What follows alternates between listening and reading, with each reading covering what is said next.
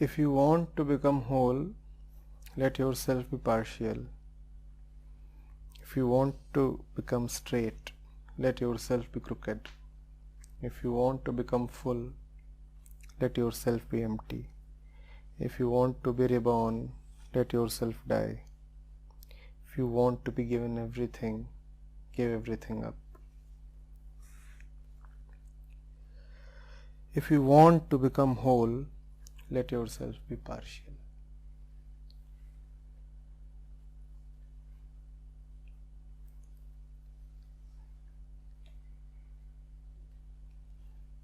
The partial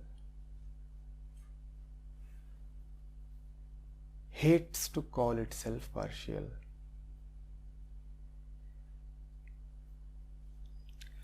The partial has a great belief that it is the whole. The fragment survives on the belief that it is total.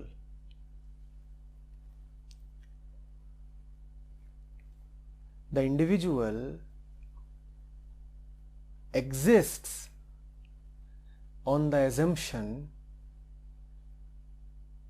that it is separate.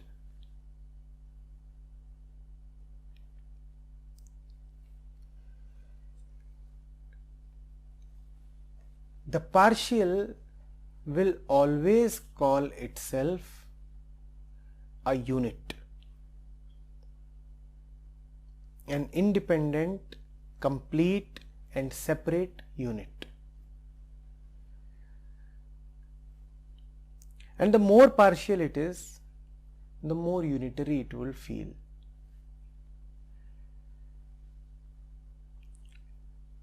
For the partial to humbly accept that it is but partial,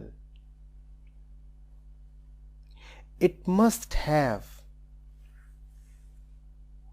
a connection to wholeness.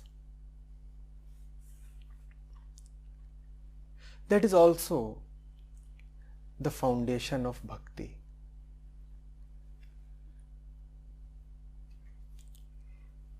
When you are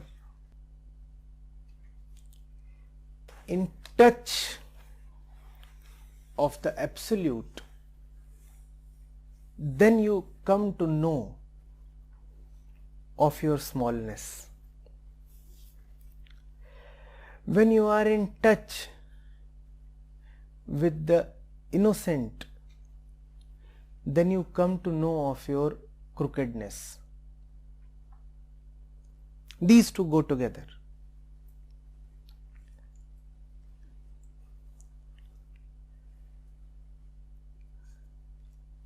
Only in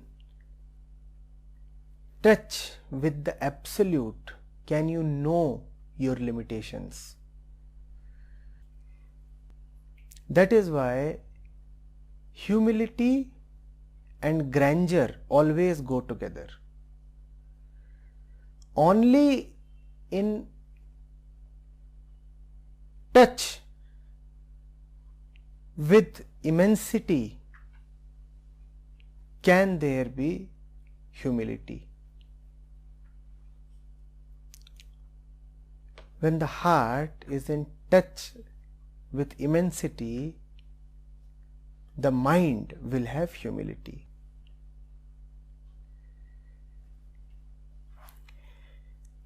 Lao Tzu says, if you want to become whole, let yourself be partial.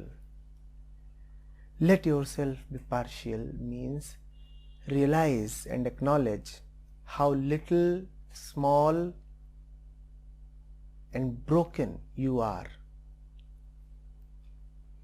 And that realization, I repeat, cannot be a realization of the partial itself.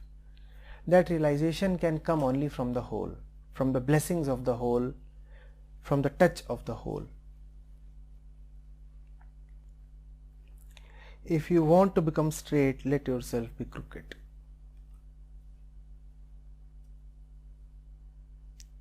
You know that you are crooked. And this is a straight statement.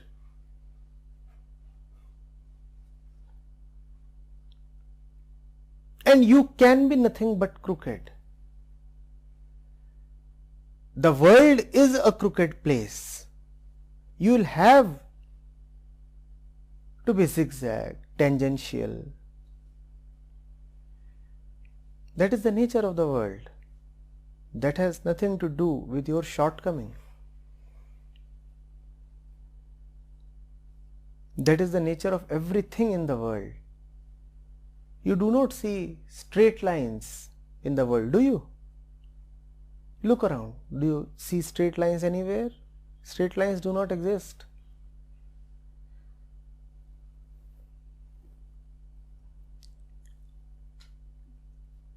Yes, straight lines can be an ideal in your mind. Straight lines can be a deception of hypocrisy, but there are no straight lines. There are only convolutions. There are only curves and arches.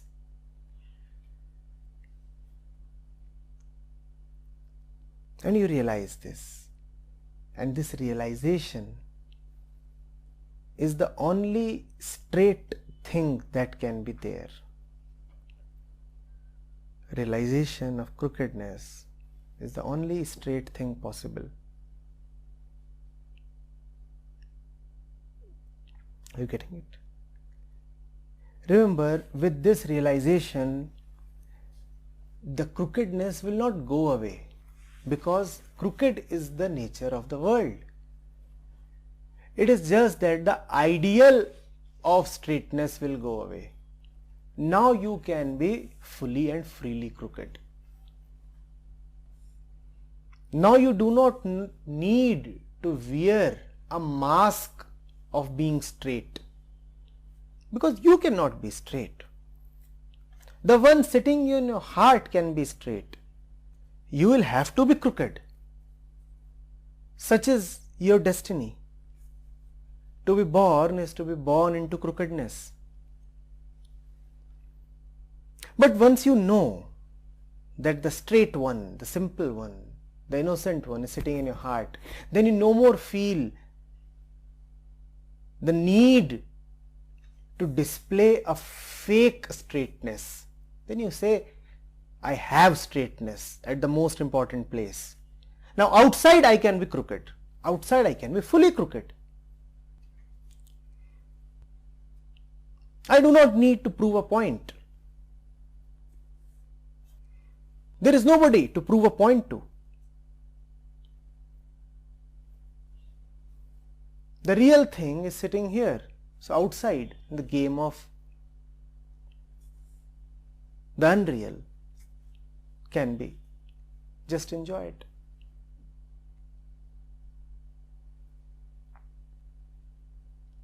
Are you getting it?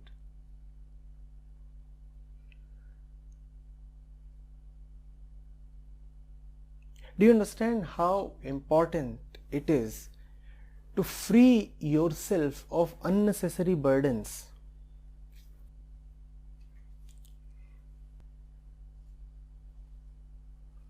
What the self is, the body cannot be. What the self is, the mind cannot be. The self is unlimited and immortal. The body and mind cannot be immortal. But because you are not in touch with the immortality of the self, so you put the burden of immortality upon the body and the mind. Now that is a great and unbearable burden. The body and the mind have no capacity to be immortal.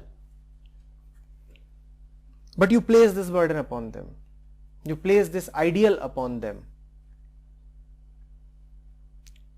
Why do you place this ideal? Because you forget that the real immortal one is somewhere else, in some other dimension, but very close to you, within your heart. When you are convinced of your immortality, then you can let the body die. In fact, you can let the body die only when you know that you are immortal. Are you getting this?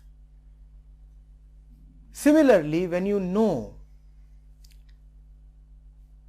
that spirituality, deep spirituality is sitting in your heart, then you do not feel the burden to carry morality.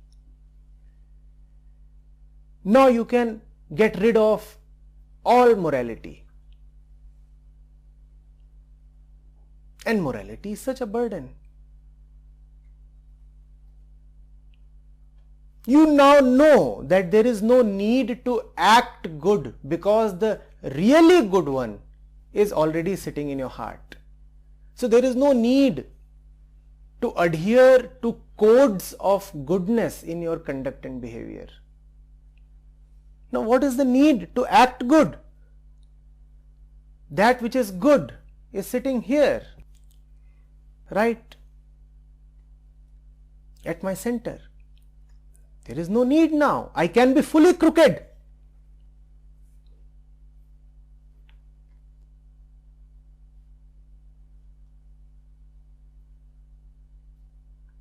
Crooked also means a rascal.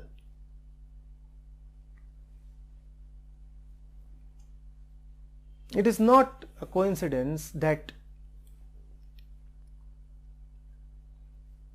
the dancer god that India has loved so much, Krishna, has been displayed as actually crooked in some ways. He did act in manipulative ways on a few occasions. He violated the social codes of morality and decency on many occasions, and he could do that sportingly and with impunity because he knew that the real straight one is sitting in his heart, because he knew that the heart is innocent. So outside you can be manipulative. It's okay. With an innocent heart, when you manipulate, then it is not shrewdness.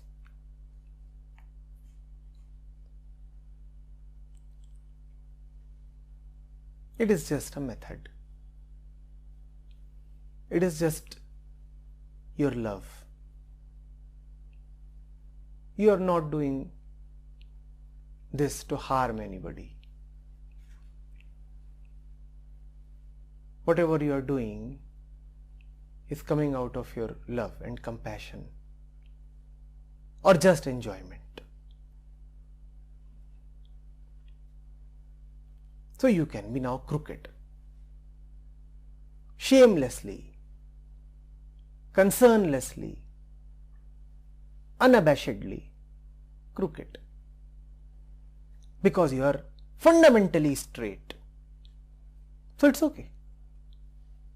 But when you are not fundamentally straight, then you need to wear a mask of being straight. Then you need to act pious. When you are not really pure, then you need to act pious. Then you need to display pity.